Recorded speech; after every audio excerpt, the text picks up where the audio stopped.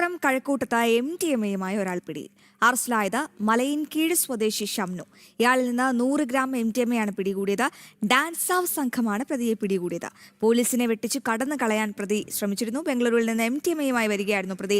വിവരങ്ങളുമായി ശ്യാമപ്രസാദ് ചേരുന്നുണ്ട്. ശ്യാമേ, ഓപ്പറേഷൻ തൂഫാൻ അടക്കം പുരോഗമിക്കുമ്പോൾ ലഹരി ഒഴുക്ക് അത് ഒട്ടും കുറവില്ല എന്നുള്ളൊരു സംഭവം കൂടിയാണ് നമുക്ക് ഈ ഘട്ടത്തിൽ മനസ്സിലാകുന്നത്. ഈ MDMA ബാംഗ്ലൂരിൽ നിന്നുമാണ് കഴക്കൂട്ടത്തെത്തിയത്. അങ്ങനെയാണെങ്കിൽ എങ്ങനെയാണ്, ആരൊക്കെയാണ് ഇതിന് പിന്നിലുള്ളത്? എത്ര ഗ്രാം MDMA-യാണ് പ്രതികളിൽ നിന്നും പിടികൂടിയത്? ശ്യാം, വൻ MDMA വേട്ടയാണ് കഴക്കൂട്ടത്ത് നടന്നിരിക്കുന്നത്. ആരൊക്കെയാണ് ഇപ്പോൾ അറസ്റ്റിലായിരിക്കുന്നത്? എവിടെ നിന്നുമാണ് ഈ MDMA എത്തിയത്? അന്വേഷണ സംഘം പറയുന്ന കാര്യങ്ങൾ വ്യക്തമാക്കാം ശ്യാം.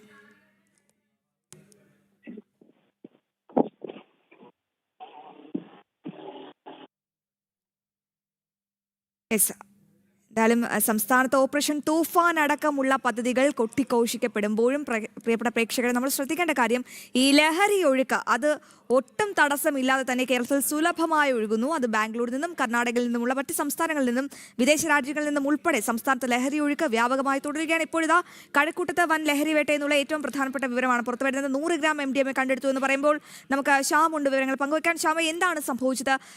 MDMA വേട്ട എവിടെ നിന്നുമാണ് ഈ MDMA എത്തിയത്? എന്താണ് അന്വേഷണ സംഘം പറയുന്നത്? ശ്യാം.